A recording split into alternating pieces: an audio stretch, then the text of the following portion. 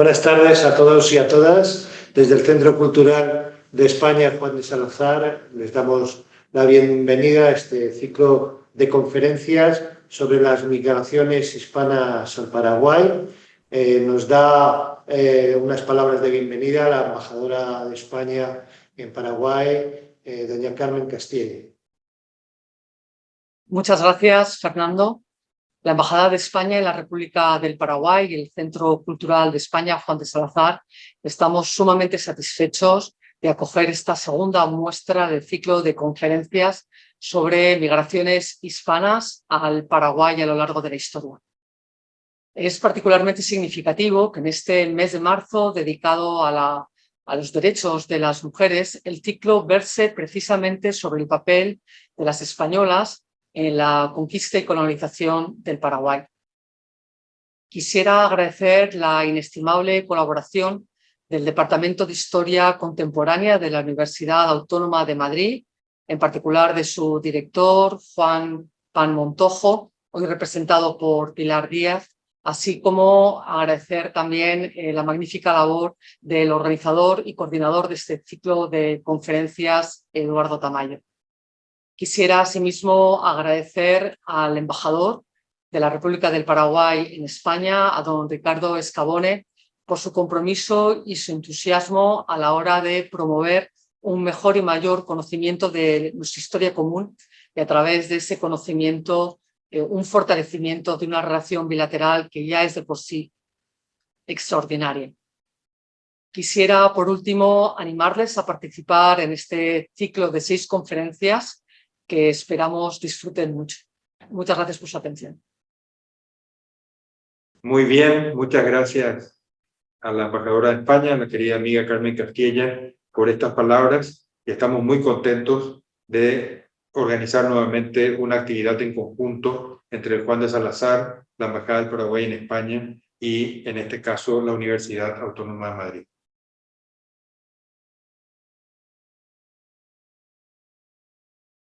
Este segundo ciclo de charlas que hacemos en conjunto para destacar los trabajos que se llevan adelante en España, las investigaciones que se han adelantado en España sobre los vínculos entre nuestros dos países. El año pasado organizamos conjuntamente un ciclo en relación a los vínculos culturales desde la historia y la literatura, que fue muy interesante en el sentido de dar a conocer en el Paraguay investigaciones realizadas en España por españoles o por profesores de otras nacionalidades con relación a esta temática. Y ha quedado muy en evidencia en el ciclo anterior, como creo que también en este, los lazos tan fuertes que existen y que no se han interrumpido a pesar de la ruptura que pudo suponer la emancipación del Paraguay y su constitución como república, como Estado independiente. Este ciclo se ocupará de las migraciones de comunidades hispanas al Paraguay a través de la historia, pero con un énfasis particular al periodo posterior a la emancipación paraguaya, a la independencia del Paraguay, en los siglos XIX y XX.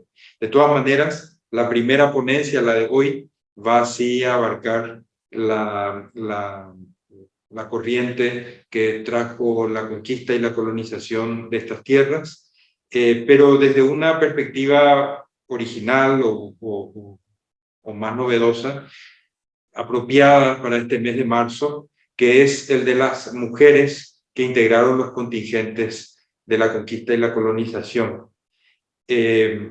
Ambos ciclos, el primer ciclo y este, han sido coordinados por el profesor Eduardo Tamayo, investigador de la Universidad Autónoma de Madrid y un entusiasta de dar a conocer, de tender puentes, de permitir que paraguayos y españoles nos conozcamos mejor y apreciemos mejor estos vínculos tan fuertes que nos ligan. La coordinación de Eduardo, tanto en el ciclo anterior como en el actual, ha sido muy valiosa, inestimable para nosotros, para los organizadores de este evento. y en este acto de presentación en particular, que tiene un carácter más formal, sin embargo, contamos hoy con la presencia por el Departamento de Historia Contemporánea de la profesora Pilar Díaz Sánchez, una especialista reconocida en España por sus estudios sobre historia de la mujer, el trabajo de la mujer, y eso me parece que enriquece mucho más y da a esta primera presentación que se hace en el mes de marzo, al terminar el mes de marzo, un sentido muy particular de reconocimiento a la presencia, a la labor, a la actividad de las mujeres en esta historia que por mucho tiempo ha sido contada solo desde la perspectiva de un género y que afortunadamente ahora se amplía para hacerla más comprensible y más auténtica. Entonces, mis palabras son solamente para agradecer al Centro Cultural de España, a la Universidad Autónoma de Madrid, a Eduardo Tamayo, a los académicos, profesores que nos acompañaron en las jornadas anteriores y a los que nos acompañarán en esta, por hacer posible este ciclo de charlas que creo que puede ser muy útil para que nos conozcamos mejor y para construir juntos la continuidad de estos lazos tan fuertes que nos unen. Muchas gracias. Buenas tardes a todos y todas. Quiero empezar agradeciendo al director actual del departamento, Juan Pan Montojo, la oportunidad que me ha dado para que sea yo la que presente este ciclo y me cabe la enorme satisfacción de dar la bienvenida a todos ustedes que van a disfrutar de este ciclo y a los que quiero mostrar la disponibilidad de este departamento para que esto siga con la continuidad que se ha venido dando hasta ahora y que seamos capaces de seguir estrechando estas relaciones académicas de amistad y de colaboración. A continuación va a exponer la primera ponencia de esta tarde la profesora Mar Langa Pizarro, el tema de las españolas en la conquista y la colonización de Paraguay. Bueno, pues yo lo que quiero hacer en pocos minutos que tengo es continuar con la exposición que sin duda brillantemente va a realizar la profesora Langa Pizarro. Me gustaría hablarles o compartir con ustedes una parte de las investigaciones que he tenido la oportunidad de realizar sobre las mujeres viajeras a América en el siglo XIX, a lo largo del siglo XIX. Y es que yo creo que hasta ahora la historia de las mujeres ha sido fundamentalmente una historia contributiva. Estábamos estudiando lo que no se había estudiado, las biografías que estaban ocultas, y ahora lo que tenemos que construir es una historia en común, una historia de hombres y mujeres. Las batallas, es verdad que la ganan los generales, pero los que se baten en la lucha son la tropa, y la tropa está formada por una ciudadanía muy amplia, por hombres y mujeres. Lo que les quiero decir aquí es que a lo largo del siglo XIX, una vez superada ya la etapa virreinal y conseguida la independencia, las repúblicas americanas, buena parte de la intelectualidad española, de las mujeres intelectuales, de las élites intelectuales de la segunda mitad, sobre todo del siglo XX, tuvieron un especial empeño en estrechar relaciones con sus hermanas americanas. Y quizá esto se conoce menos, pero fueron muchas las mujeres que en estos tiempos tan difíciles cruzaron el Atlántico para hacer lo que estaban haciendo aquí con sus colegas españolas, con las mujeres de su país, de otras regiones. Querían compartir con las mujeres americanas también. Y solamente me voy a detener o voy a citar dos biografías de forma muy sucinta. Un ejemplo es Concepción Jimeno de Flaquer, que nació en 1850 y murió en 1919. Esta mujer, culta, ilustrada, en 1830 fue a América, fue en concreto a México, con su marido, y allí fundó el Álbum de la Mujer, Ilustración Hispanoamericana. Esta es la idea que me gustaría recalcar, cómo las mujeres del siglo XIX presentan su colaboración allí con este tema de la ilustración, porque su deseo es ilustrar a las americanas, llevarles lo que se está haciendo en España, no desgajarse de ellas, desde una posición absolutamente solidaria de compañeras, de colaboradoras. Cuando volvió a España, Jiménez de Flaquer fundó la revista El Álbum Iberoamericano en 1890 para seguir con esta tarea. Volvió a América y murió en Argentina. De ahí la dedicación que tenía ella a la patria, decía ella, a mi patria americana. En uno de las revistas que ella funda dice: el objetivo de mi vida es cantar vuestros méritos y virtudes, es hacer conocer vuestras facultades intelectuales, es referir vuestros múltiples heroísmos, es colocar vuestra hermosa figura sobre el más elevado pedestal. Se está refiriendo a las mujeres de América.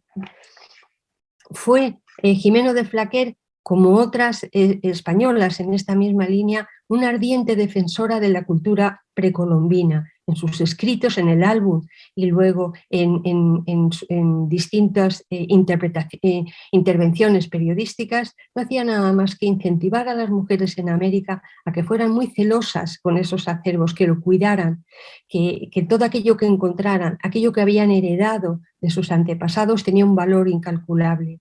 Ella, como otras mujeres, eran partidarias de la cultura del mestizaje.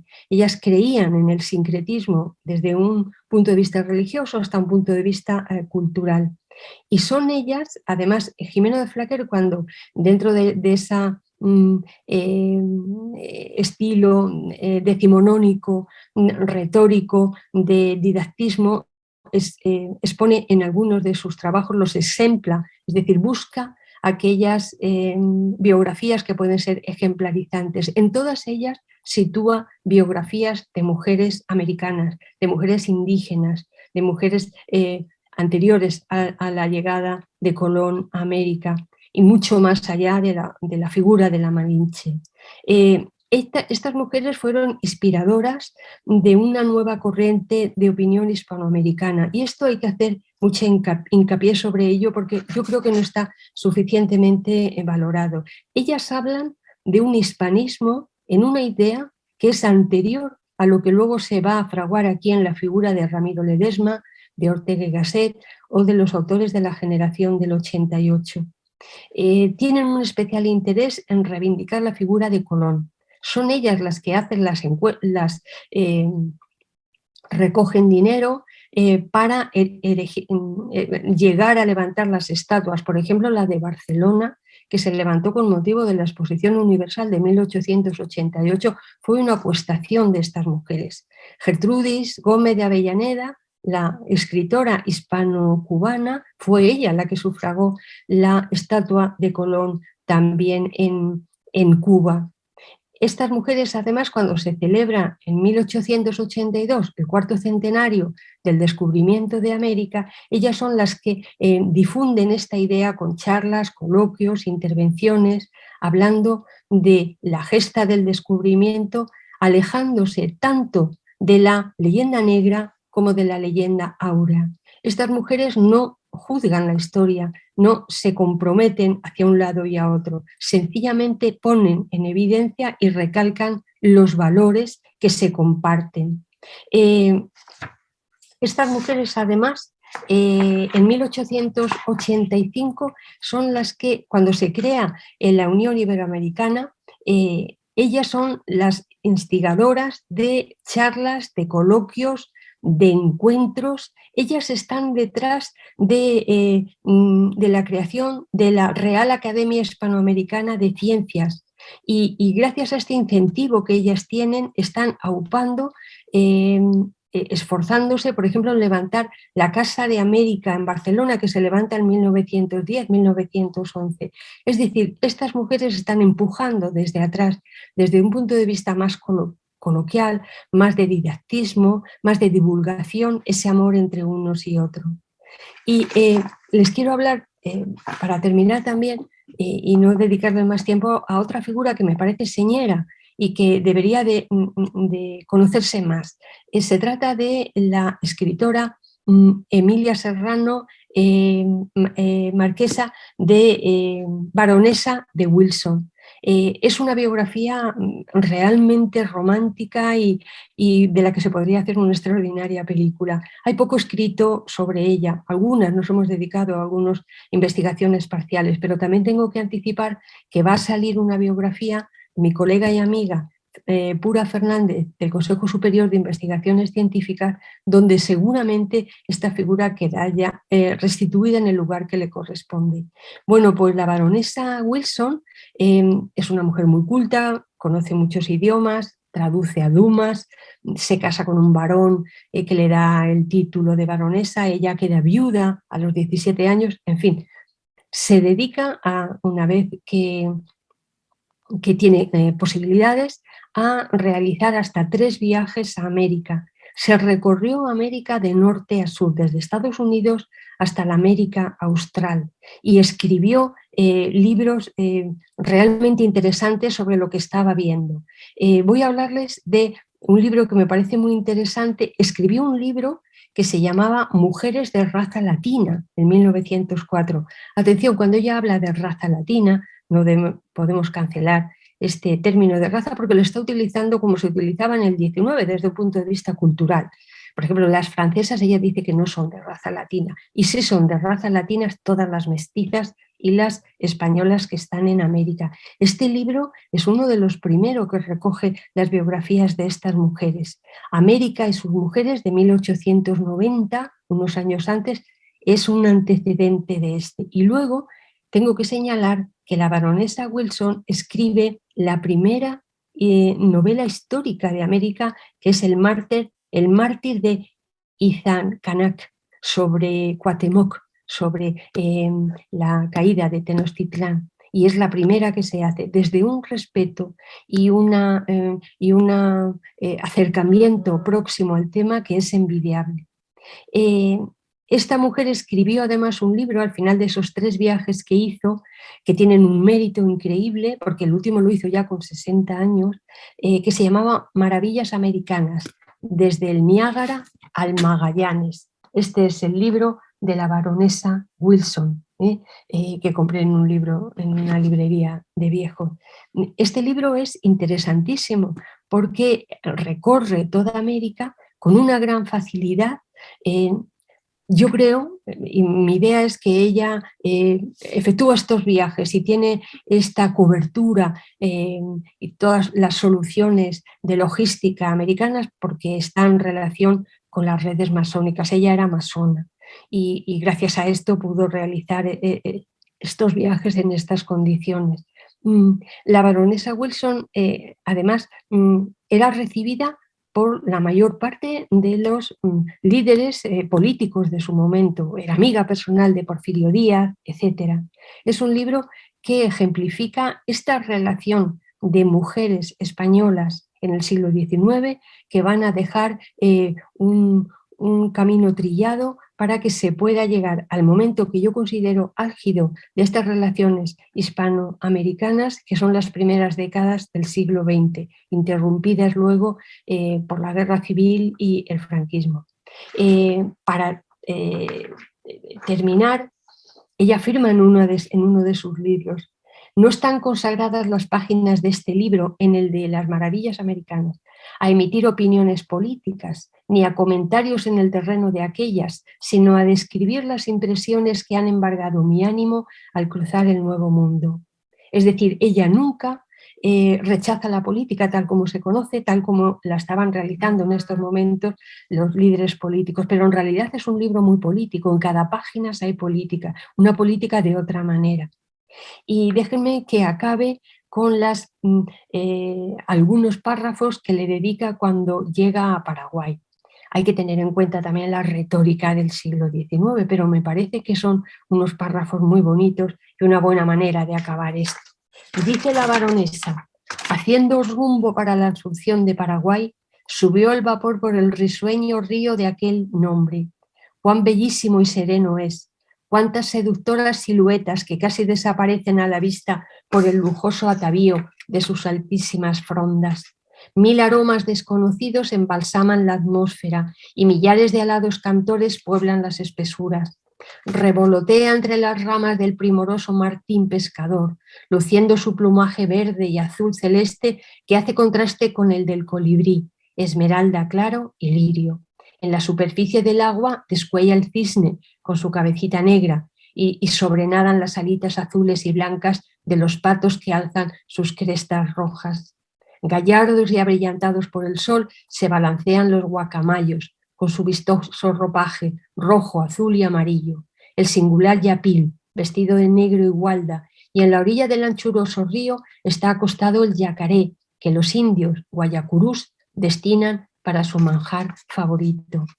Teniendo en cuenta y no haciendo presencia de la retórica del 19, estarán de acuerdo conmigo que son unos párrafos muy elogiosos de Paraguay, un país tan querido por la baronesa Wilson y por los españoles que nos dedicamos a la historia de América también.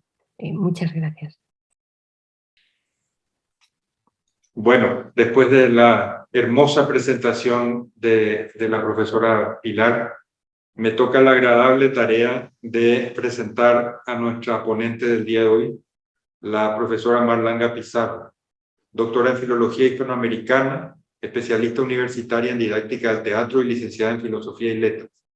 Es autora de obras como Mujeres de Armas Tomar, que se refiere al tema que va a desarrollar hoy y que se editó en el Paraguay en el año 2013, Del franquismo a la posmodernidad y 58 artículos sobre narrativa contemporánea. Coautora de Literatura Española Actual, editora de Dos Orillas y un Encuentro, la literatura paraguaya actual, y antóloga de poesía paraguaya actual. Dirigió el Coloquio Internacional Encuentros con la Literatura Paraguaya en la Universidad de Alicante. Coordinó los números de América sin nombre, dedicados a la mujer en el mundo colonial americano, y revisiones de la literatura paraguaya. Ha impartido charlas, ponencias y conferencias en diversos países de Europa y América y publicado capítulos, monografías, artículos en revistas internacionales, así como críticas literarias. Forma parte del grupo de investigación Recuperaciones del mundo precolombino y colonial en el siglo XX, del Comité Académico de Paraguay desde las Ciencias Sociales, de la Asociación Española de Estudios Literarios Hispanoamericanos y de la Asociación Española de Críticos Literarios. Es, además, una académica muy reconocida, respetada y querida en el Paraguay, que enaltece nuestro ciclo de charlas con su participación para referirse al tema de las españolas en la conquista y la colonización del Paraguay. Mar, te escuchamos. Bueno, pues muchísimas gracias por la presentación, Ricardo. Ha sido un placer escuchar a Pilar y muchísimas gracias, Fernando, al Centro Cultural, a la Embajada. En fin, yo soy un poco una intrusa aquí. En un ciclo dedicado a la historia, saben que yo soy filóloga, así que me van a disculpar. Todo esto comenzó, la investigación sobre mujeres empezó de un error, como casi todo. A finales de los 90 yo estaba haciendo la tesis sobre la historia, sobre la novela histórica paraguaya, y decidí hacer una pequeña introducción sobre la historia del país. Y entonces apenas encontré mujeres. Y lo malo no fue eso, lo malo es que no me di cuenta. Y muchos años después, como una década después, empecé a leer aquella tesis de nuevo y dije, ¿dónde están las mujeres? Y me di cuenta de que esa introducción había reproducido la omisión que muchas veces se produce en las fuentes primarias y secundarias. Por ejemplo, había creído a Félix de Azara, como ustedes conocen, explorador, cartógrafo, geógrafo, en fin, naturalista, ornitólogo. Yo había cursado la secundaria en el instituto que llevaba su nombre y había contemplado en numerosas ocasiones el retrato que Goya le había hecho y que está en el Museo Camões de Zaragoza. Como saben, él fue enviado a Paraguay en una misión para trazar las fronteras entre España y Portugal en la época, y la parte portuguesa no se presentaba, así que lo que parecía que iba a ser una misión de unos meses acabó en 20 años de estancia, en las que se dedicó a ir apuntando todas las particularidades de los pueblos, de los animales que iba encontrando, hasta el punto de que, bueno, volvió en 1801 y hasta el punto decía de que resultó, a pesar de su escasa formación en la materia, un hombre al que Darwin, por ejemplo, alababa y citaba. Pues bien, Azara, en su descripción e historia del Paraguay y del Río de la Plata, sostiene, como los españoles llevaron rarísimas mujeres de Europa y necesitaban muchas, echaron mano de las indias en clase de concubinas. Y después reitera, los conquistadores llevaron pocas o ninguna mujer al Paraguay, y uniéndose a las indias resultaron una multitud de mestizos a quien la corte declaró entonces por españoles. Hasta los últimos años puede con verdad decirse que no han ido mujeres de afuera, ni aun casi hombres europeos al Paraguay. Esta imagen que nos da Azara, además, corresponde con el tópico de la conquista, según el cual la conquista del Paraguay no fue llevada a cabo por las armas, sino por el amor. Esta imagen edulcorada que acaba pasando de puntillas sobre la sumisión sexual y étnica a la que se vieron sometidas las indígenas, claro. Y además complementa la visión que tenemos de la conquista americana, porque creo que todas, cuando pensamos en la conquista, nos vienen a la cabeza un conjunto de varones aguerridos con casco y cota, y no es extraño que así sea, porque así nos lo han presentado la mayor parte de los libros de historia, las novelas, la pintura, las series, las películas, y además todos sabemos que los viajes ultramarinos en la época resultaban una auténtica hazaña para la cual pues, muchos de los cronistas no creían muy capacitadas a las mujeres. Frente a lo que pasó con otras conquistas europeas, africanas, la mayor parte de las que se llevaron a cabo en América no corrieron a cargo de la monarquía, sino que eran hazañas particulares en las que quienes la emprendían cargaban con la mayor parte de los gastos. Por ejemplo, López de Gomara nos dice que cuando alguien quería embarcarse, en primer lugar tenía que registrarse en la casa de contratación y debía hacerlo de nuevo cuando volviera con todos sus bienes, bajo pena de perderlos. Superados esos obstáculos burocráticos, se supone que tenía que negociar el precio del pasaje y acopiarse de todo lo necesario. Y vivir ese viaje que normalmente iba acompañado de tormentas, de epidemias, de ataques de corsarios, piratas, bucaneros, tal es así que Lynch señala que hacia 1575 la actividad de los corsarios suponía una pérdida de entre 30 y 40 barcos anuales. En el trayecto las personas que navegaban solamente recibían agua y normalmente ni siquiera la suficiente. Así que cada persona debía transportar sus alimentos. Y Chanú calcula que el peso de los víveres por hombre oscilaba entre 800 y 900 kilos a la salida. De hecho, es que era una travesía larguísima, duraba meses. Solamente llegar a Canarias ya costaba 12 días en el momento. Y los barcos, tal y como los describen, estaba intentando ver la cita exacta para decir de quién era, así, de Piosek leo un poquito cómo eran y dice, eran verdaderas cáscaras de nuez flotando en la inmensidad del océano, no existían camarotes. Corto un trozo, los alimentos, salvo los primeros días, estaban enmohecidos o descompuestos, lo mismo que el agua, que se volvía hedionda. Debían aguantar la convivencia con pulgas, chinches, piojos y ejércitos de cucarachas y ratas.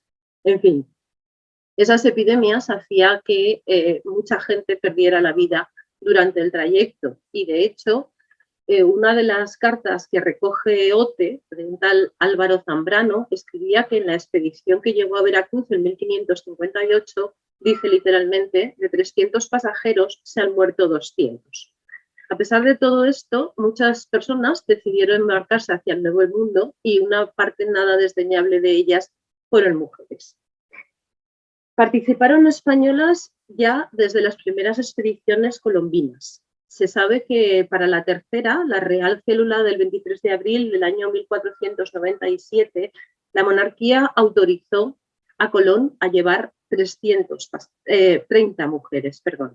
Y Gil sostiene que también viajaron en la primera y desde luego lo que sí que está verificada es su presencia en la segunda.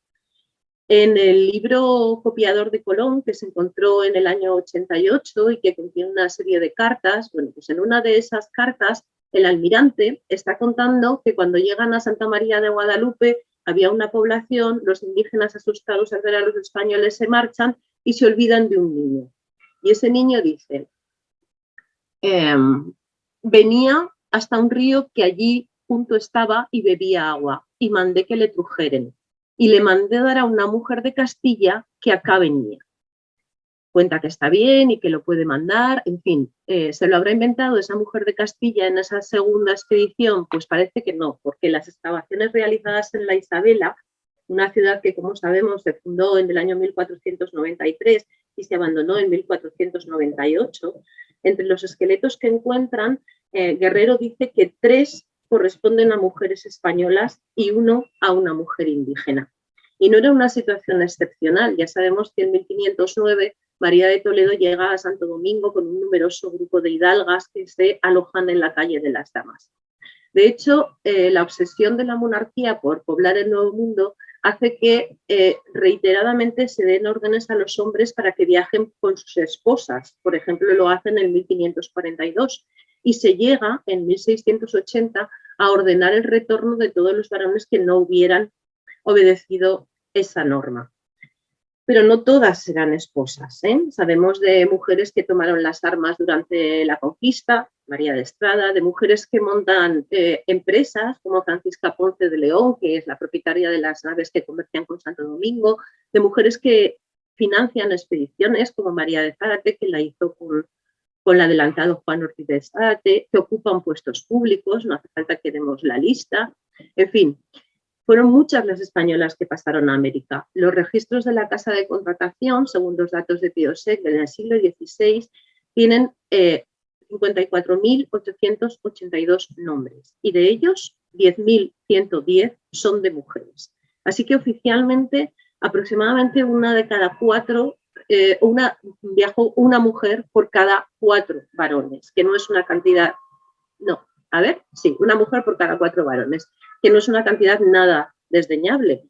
Sobre todo si tenemos en cuenta que el número debió ser mucho mayor, porque las mujeres no aparecían en el registro de cuentas porque no eran contratadas a sueldo, y además muchos asientos de pasajeros eran colectivos y podría aparecer simplemente el nombre del jefe de familia y no el de ellas. Además, se contempla que solamente una quinta parte del pasaje aparecía en las listas porque había muchísima clandestinidad y esta debió afectar más a las mujeres que tenían además algunas prohibiciones específicas. Por ejemplo, necesitaban licencia expresa de la corona entre 1539 y 52 y después desde 1575, todas las solteras, todas las religiosas, todas las extranjeras, todas las esposas, hijas y criadas de gitanos, las nueras e hijas de virreyes, las hijas y las nietas de los procesados por la Inquisición, además de los cristianos nuevos de ambos sexos. ¿Y qué pasa con el Río de la Plata? Pues si nos centramos en el tema que aquí nos ocupa, vemos que la presencia femenina puede rastrearse prácticamente en todas las expediciones desarrolladas entre 1515, que es la fecha oficial de la partida de Juan Díaz de Solís, y 1572, la fecha del tercer adelantado, Juan Ortiz de Zárate. En los textos de los expedicionarios, Luis de Miranda, Schmidel, Martín Barco Centenera, o en las crónicas de Díaz de Guzmán, o en los escritos dieciochescos del ya citado Félix de Azara o José de Guevara, apenas se las cita, apenas emergen ahí entre los silencios. Sin embargo, vamos un poquito por partes. Cuando vemos la primera expedición, la de Caboto, ya aparecen mujeres y así pasará con la de Pedro de Mendoza y 20 años después llegan alrededor de 50 mujeres con doña Mencia de Calderón y varias decenas más con las de Juan Ortiz de Zárate. Todas ellas se enfrentan a esas situaciones difíciles que hemos mencionado antes y es muy difícil rastrearlas porque en ocasiones ni siquiera sabemos sus nombres. Como dice Nancy O'Sullivan, a pesar, y estoy citando, a pesar de esa imponderable importancia de la actuación femenina en la gesta americana, existe un hecho ciertísimo, y es la escasa importancia y extensión que los cronistas españoles de la época conceden a la actividad de las mujeres. Es frecuente dar cuenta de la composición de alguna expedición y que se detallen los menores bastimentos, pero en cambio nada se diga de las mujeres que formaban parte de ellos. Se trata de esos silencios que se rellenan de vez en cuando mediante una anécdota. Bien, no aparecían mujeres, pero naufraga un barco y entonces se nos dice que han perecido 3 mujeres. hay mujeres que escriben una carta que luego se ha conservado, que se las cita en un listado, que declaran en un juicio, no se sabe cómo llegaron, pero declaran en un juicio como testigos, o incluso una obra literaria acaba siendo un hilo del que tirar, porque como señalaba el político y escritor colombiano Gustavo Álvarez de Gardiazabal, en su novela Pepe Botellas, la historia se escribe por parte de quienes triunfan y los que pierden escriben novelas. Bueno, como decíamos, oficialmente Europa se entera de la existencia del Río de la Plata en 1516, cuando llega Juan Díaz de Solís, que la llamó el Mar Dulce, pero incluso tenemos muy pocos datos de esta expedición. Se supone que Díaz de Solís incluso llegó a hacer una expedición anterior, pero para evitar el boicot portugués, pues se ocultaron todos los datos posibles y se hizo en el máximo de los secretos. Por tanto, los datos resultan confusos, contradictorios y es imposible afirmar o descartar que en él fueran mujeres. Sin embargo, si atendemos a Pedro Martín de Anglería, a Lope de Gomara o a otros cronistas, sabemos que Solís pereció en un enfrentamiento con los indígenas que lo devoraron, que una de las naves que volvían naufragó, y sí sabemos que unos años después, casi una década después, fueron encontrados en Santa Catalina algunos de aquellos náufragos y se dice en compañía de sus mujeres e hijos. Claro, o había empezado el mestizaje, que es una opción, o junto con ellos iban expedicionarias españolas. El trágico final de la expedición de Solís explica que no se volviera a intentar la conquista de la zona hasta bastantes años después. Sebastián Caboto, alentado por las enormes riquezas que se suponía que tenía el rey blanco, abandonó su búsqueda de las Malucas y llegó al Río de la Plata en 1526, donde estableció la primera fundación de la zona, el Fuerte de Santo Espíritu, fundado en el año 29 y destruido por los indígenas, fundado en el año 27 y destruido por los indígenas en el 29. Ruiz Díaz de Guzmán sostiene que al menos 5 mujeres habían viajado con Caboto y que una de ellas era Lucía de Iranda. No sabemos la historia de Lucía porque se ha considerado que podría ser uno de los primeros cuentos de la literatura paraguaya. Se supone que Lucía era una mujer bellísima y entonces uno de los indígenas se enamoró de ella y entró en el fuerte para llevársela y entonces se la lleva a vivir con los indígenas. Lucía estaba allí con su marido y es probable que hubiera otras mujeres con sus maridos. Eduardo Madero, por ejemplo, lo consideró un producto de la imaginación, ya que el listado de pasajeros no incluía a ninguna mujer.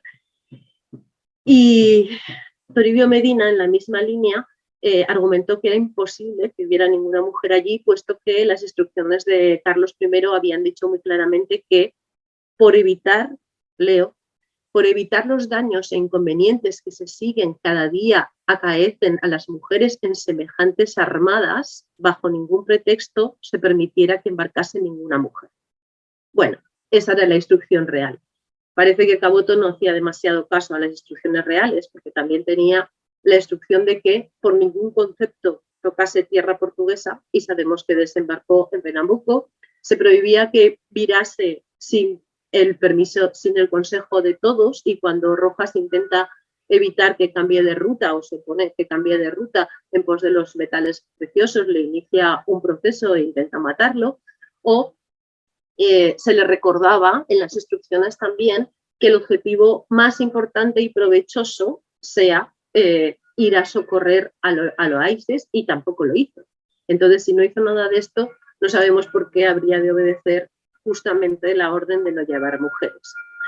No obstante, llegamos a una expedición de la que sí que se tienen bastantes noticias, que es la de Pedro Mendoza, entre otras cosas porque en ella viajaba Schmidl, el autor del viaje al Río de la Plata, que se publicó en Frankfurt en 1567, viajaba Gregorio Acosta, que escribió una relación sobre el gobierno que se observaba en las provincias del Río de la Plata por su primer gobernador, y además en el siglo XIX también se publicó una crónica en versos de pie quebrado conocida como Romance Indiano, del clérigo soldado que era expedicionario también de esa armada, Luis de Miranda. Pues bien, Luis de Miranda no menciona a ninguna mujer. Y eso que el clérigo debió conocer algunas bastante íntimamente, como así se declaró en un juicio cuando intentan dilucidar si él había intentado o no matar a Irala para liberar a Cabeza de Vaca, varios testigos dicen que mantenía relaciones bastante estrechas con algunas mujeres, incluso casadas. Schmidl detalla el número de hombres, de animales, dice 2.500 españoles, 150 alemanes, neerlandeses y sajones, 72 caballos y yeguas, pero sin embargo nada se nos dice de mujeres. Tampoco Centenera les dedica mucha atención, sí que menciona a María Angulo y además de unas damas bellas y hermosas, de las cuales solamente individualiza a una tal Ana, que acosada por el hambre decide vender su cuerpo a cambio de una cabeza de pescado. Bien, en la crónica de Díaz de Guzmán se nos habla de la historia de la Maldonada, una mujer que para huir del hambre de esa primera supuesta, aunque no real, fundación de Buenos Aires, huye del fuerte y es alimentada por una leona a la que ayuda a parir, evidentemente. Todo esto tiene un aire de leyenda increíble y se vincula a tantas otras historias de gente que ha sido salvada por un león, desde Daniel hasta historias de la Biblia. En fin, a ella la salva también la leona cuando los españoles la encuentran, la desnudan, la atan a un árbol y la dejan para que se las coman las fieras. Y en vez de eso, pues la leona la salva. Como el propio cronista debe ser consciente de que la historia resulta un poco increíble, se pone a sí mismo como testigo y dice: yo la conocí, la llamaban la Maldonada. Bueno, tiene visos de leyenda, sí, pero sí que aparecen 6 mujeres en el muy incompleto registro de pasajeros de esa armada. Además, en uno de los 3 codicilos del testamento de Pedro de Mendoza se cita a su propia criada, de la que se dice que va muy doliente en esta nao, y dice que le den en Sevilla aquello que necesitara para que se pudiera curar. Probablemente la criada padecía el mismo mal del que murió Pedro de Mendoza, que era la sífilis. Además, constan mujeres en varios documentos, como testamentos y juicios. Por ejemplo, el testigo Alonso de Ochoa relata que en alta mar, durante el viaje de ida ya, cayeron víctimas de la sed 9 hombres, una mujer y 9 caballos. O durante la travesía a Buenos Aires, sabemos que Juan de Osorio se le nombra, como la salud del adelantado está muy mal, se le dice que sea él el que se encargue y después se le acaba asesinando. Y entre los testigos en el juicio que pone en marcha su padre para ver por qué lo han matado, pues figuran 2 mujeres, Catalina Pérez y Elvira Pinedo. Además, son mencionadas 2 hijas de uno de los expedicionarios. En fin, Patricia Daluz afirma que fueron una veintena, María Gabriela Monte estudia a 22 y probablemente viajarían muchas más, aunque no lleguemos a saberlo. Pero una sobre todas ellas destaca, que es Isabel de Guevara, quien dirigió a la princesa Juana una carta quejándose de que, como era mujer, no le habían adjudicado ni tierras ni encomiendas. Es bastante curioso que los cronistas se olviden, puesto que la carta de Isabel de Guevara lo que dice es que fueron las mujeres las que asumieron todos los trabajos cuando los hombres desfallecieron. Dice cosas como: vinieron los hombres en tanta flaqueza que todos los trabajos cargaban las pobres mujeres, ansí en lavarles las ropas como en cruzarles, curarles, hacerles de comer, a limpiarlos, hacerse sentinela, rodar los fuegos, armar ballestas, cometer a poner en fuego los versos, levantar soldados, dar arma por el campo a voces, argenteando y poniendo orden en los soldados, que si en ese tiempo, como mujeres, nos sustentamos con poca comida, no habíamos caído en tanta flaqueza como los hombres. Y más adelante dice que las fatigadas mujeres los curaban, les guisaban la comida trayendo leña a cuestas de fuera del navío, y animándolos y metiendo a cuestas en los bergantines todos los servicios del navío tomaban ellas. Incluso gobernar el navío, sondar de proa y tomar el remo al soldado que no podía bogar. Guevara pide tierras, aludiendo a sus propios trabajos, y también pide un cargo para su marido. Y entonces dice: estoy casada con Pedro Esquivel y suplico me sea dado repartimiento perpetuo. María Graciela Monte, aseguraba que la misiva esta carta llegó a España gracias a Juan Salmerón de Lleida, junto con otras cartas de otros expedicionarios que tampoco habían conseguido encomiendas en el reparto de 1556. Aunque nadie ha puesto en duda esas otras cartas, sin embargo, Paul Groussard sí que puso en duda que la de Isabel de Guevara pudiera estar escrita por una mujer. Analizada la carta, vemos que esa se adecua perfectamente a lo que eran las epístolas de Indias, las cartas de Indias, que era bastante común que las mujeres rioplatenses se dirigieran a la monarquía para pedir lo que creían que les correspondía, que hay muchísimas obras en esa época escritas por mujeres, y él, Groussard, dice que debió ser escrita por algún quintillero de Asunción, que no sabía que Juana la Loca había muerto un año antes. Lo que sucede es que la carta no va escrita para Juana la Loca, sino para la princesa Joana, gobernadora de los reinos de España. Se está refiriendo a Juana de Habsburgo, archiduquesa de Austria, infanta de España, que recibió el tratamiento de princesa y actuó como regente por aquellos años. Además, lo que sostiene el historiador es que Isabel de Guevara no figura en las listas de los miembros de la expedición. Sí que aparecen, sin embargo, Carlos de Guevara sí, también aparece Pedro de Esquivel, al que él cita como su marido. De hecho, aparecen 2 pasajeros con ese nombre.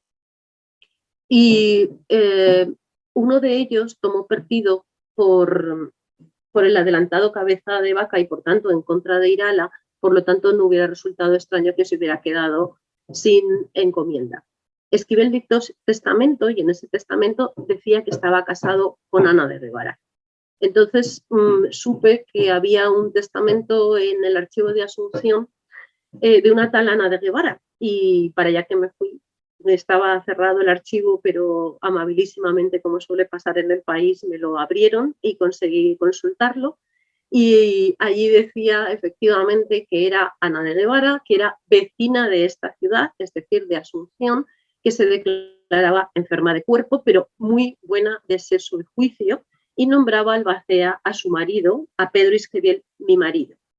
No dice gran cosa. El testamento está sin firmar, hace un listado de lo que posee, tampoco demasiadas cosas, algo de dinero, unas varas de lienzo, y dice que se las deja a Beatriz, ahijada del capitán Diego de Abreu, huérfana y que está en mi poder, y también le adjudica una parte de sus bienes como la casa, y nombra a Pedro de Esquivel, mi marido, por el amor que le tengo. Es un documento que está muy deteriorado, estaba muy deteriorado ya cuando lo consulté, no sé cómo estará ahora, y nos ofrece, como decía, muy pocos datos sobre ella. No sabemos ni dónde nació, ni quiénes eran sus padres, ni nada más. Pasando a la siguiente expedición, Cabeza de Vaca, sabemos que en el periplo de atravesar otra vez los 2000 kilómetros de selva murieron 2 de las 6 mujeres que la acompañaban. Y así llegamos a la expedición de Mencia Calderón, que llevó consigo a 50 mujeres en una larguísima travesía que duró 6 años, en los que no faltaron tormentas, naufragios, separación de las naves, ataques de piratas, hambrunas, enfermedades, meses de retención en Brasil y 1500 kilómetros a través de la selva para llegar hasta Asunción. Un viaje tan azaroso, sin embargo, se liquida en la obra de Ruiz Díaz de Guzmán en poco más de 2 párrafos. Como sabemos, esa expedición sale en el año 50 y doña Mencia llevaba consigo a sus 3 hijas y se embarca con casi todas las mujeres en la nave capitana. Llegan, los retienen los brasileños y consiguen escaparse. Numerosísimas anécdotas, y doña Mencia, que sale de España como viuda del adelantado, funda una ciudad que ha de abandonar y tras todos esos viajes llega a pie y Asunción ya tiene un nuevo gobernador, con lo que lo único que consigue es que le adjudiquen algunas tierras. Isabel de Contreras se estableció también allí y su hija Isabel Becerra se casó con Juan de Garay. No tanta suerte tuvo su otra hija, Elvira de Contreras, que se casó con Melgarejo, quien la asesinó. Y cuando se nos cuenta en la Argentina el asesinato de esta mujer, porque había ciertas sospechas por parte del marido de que tenía un affair con el sacerdote Juan Carrillo, pues el tono es bastante cuestionable. El resultado de las suposiciones del marido claramente es la muerte de los sospechosos, como la legislación de la época, por otra parte, avalaba.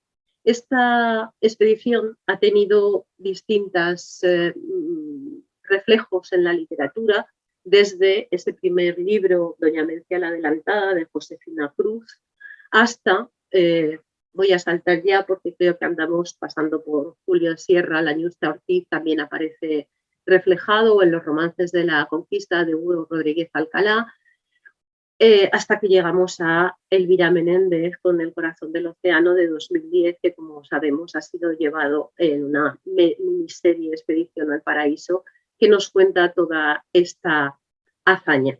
Después, en la Armada de Juan Ortiz de Zárate, ya lo hemos dicho, viajó un importantísimo grupo de mujeres, unas 70, y tampoco es que hayan demasiado eco en el poema La Argentina. Sí que se habla de los padecimientos, pero parece que le dé rabia incluso que sobrevivan, porque dice, después de todo lo que pasaron, de nuevo comer hierbas, de nuevo no tener alimentos, casi todas sobrevivieron.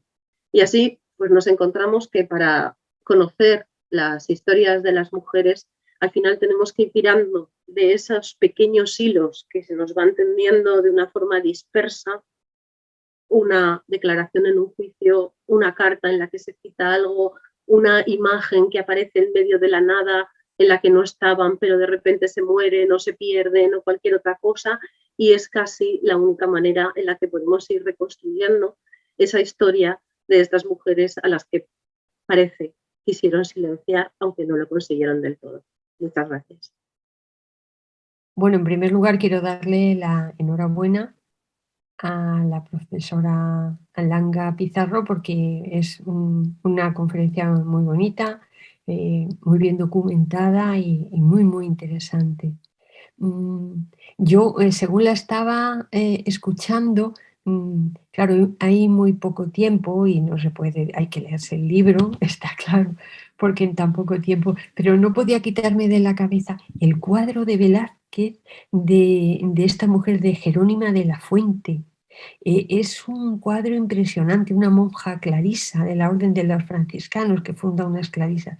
Claro, Velázquez pinta este cuadro de una mujer, de una monja que se va a América y acaba muriendo en Manila en 1630, acabo de ver ahora porque me ha venido la imagen, pero no. Y entonces me gustaría comentarte, ya sé que ahora no da tiempo a esto, pero ¿cuántas mujeres religiosas no unieron su fe en la religión y todo esto, pero también su espíritu aventurero? Porque en este cuadro de Velázquez, esta señora mayor está con el crucifijo en la mano, realmente como si fuera una espada, con una fuerza y un poderío que me ha venido a la cabeza. Y me gustaría que tú, que eres experta en esto, nos comentaras cuántas mujeres monjas que se fueron allí a hacer la conquista, demostrando bueno, que la religión era una salida para las mujeres en el siglo XVII y muchas de ellas eran más libres, no digamos las abadesas, ¿no? que las mujeres seglares, ¿no? Si nos podías decir un poquito de si sabes algo de expediciones de estas mujeres, de las religiosas que iban a fundar conventos y también se metían en todas estas cosas. Sí, bueno, en este siglo que es el que yo he mencionado no hay demasiadas mujeres, o al menos no que demasiadas religiosas, quiero decir, o al menos que yo haya encontrado. Pero claro que es famoso el caso, y no en el Río de la Plata, de Catalina de Areuso, la monja alférez que se marcha disfrazada y y en fin, y consigue incluso una bula papal para seguir vistiendo de hombre y meterse en un convento masculino, ¿no? Y consigue que el rey le dé un sueldo, o en fin, no expedicionaria, pero en el sentido que tú has dicho de cómo la religión ofrecía a las mujeres una salida alternativa, no podemos obviar a Sor Juana, que se mete monja para conseguir tener su laboratorio, todos sus instrumentos científicos y para poder escribir y vivir en su apartamento privado, aunque luego al final pues la acaban machacando y la acaban haciendo sentirse súper culpable por haber hecho esto, ¿no? En Paraguay me viene así a la memoria la madre Bocanegra, pero ahora mismo tendría que mirar los datos porque no los tengo aquí, porque era una de las que montó sí, un pequeño convento y con una acogida sobre todo para niñas huérfanas, pero tendría que verte la fecha porque ahora mismo sinceramente no la recuerdo. Sí, es un tema interesante del que tirar también, ¿eh? También al hilo de tu intervención, creo que tendríamos que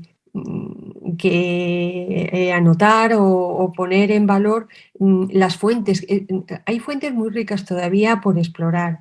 Y hay algunas historiadoras que, por lo menos, que se dedican más a historia a las mujeres, quiero decir, que están en esta línea. Y hay un filón muy rico en lo que tú has dicho, en la literatura epistolar.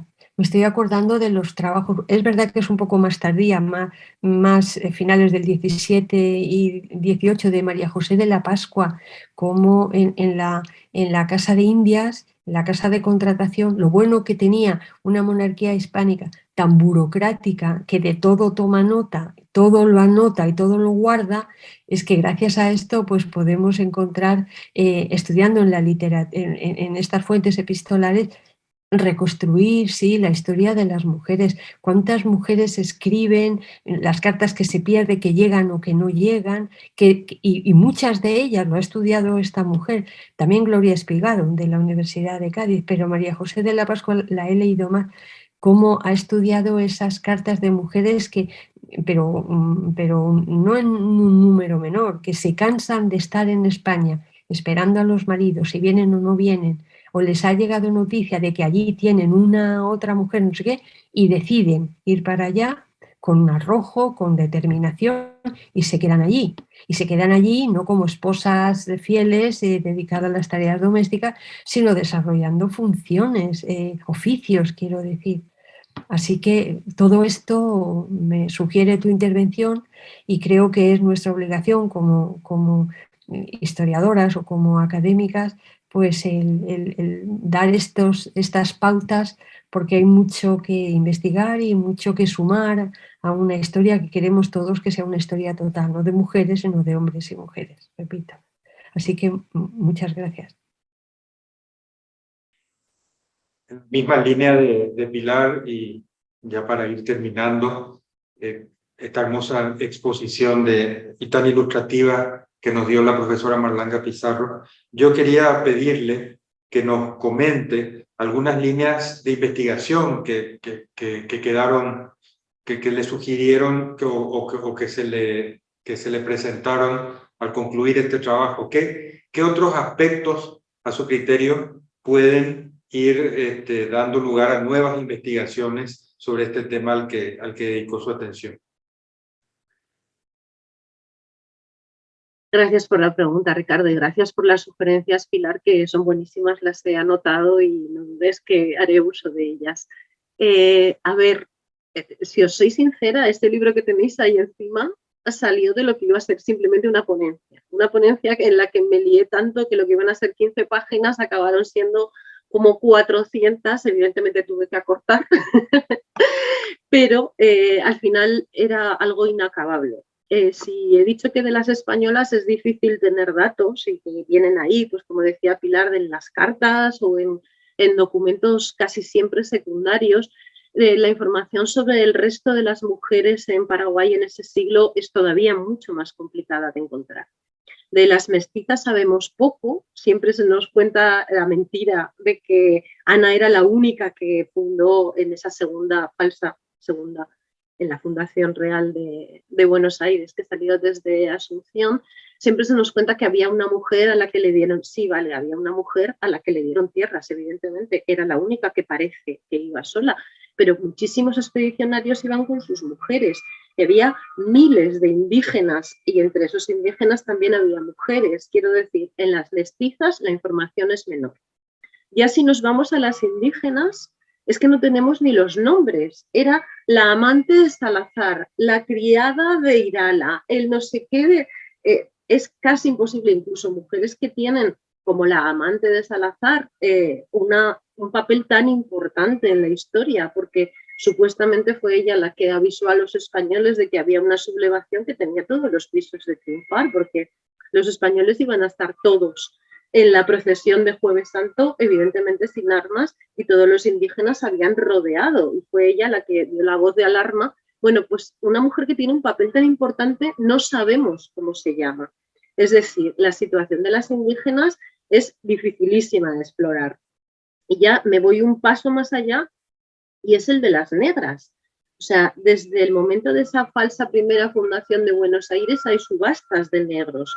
En Buenos Aires hay 2 negros que se subastan en ese momento, que llegan en otro navío. Y a partir de ahí aparecen criados negros. Si nos leemos las gramáticas reales, se dice, se permite o se prohíbe que vayan negros, que vayan negras. Se habla de criados negros, que no sé hasta qué punto eran negros, algunos sí está claro, porque dicen negros de Guinea, pero, por ejemplo, se prohíbe que vayan esclavas blancas. O en otros sitios se habla de bereberes, es decir, que debían ser los que habían sido esclavizados durante las luchas de la Reconquista. Bien, de las negras sí que no sabemos prácticamente nada. Entonces, cuando publiqué esto, aparté todo el material que tenía de mestizas, indígenas y negras durante ese mismo periodo. Luego ha salido alguna cosa pequeñita en forma de artículo, pero yo creo que a partir del año que viene me pongo más en serio y empiezo a tirar de esos hilos. Estaría muy bien que tirara de ellos otra gente también, porque creo que es un territorio que está muy inexplorado. Creo que no es fácil, que acabemos sabiendo mucho, pero seguro que entre mucha gente acabamos sabiendo mucho más. Bueno, te tomamos la palabra, Mar, y con este compromiso creo que podemos cerrar con el mejor balance esta primera sesión. Muchas gracias a todos por acompañarnos.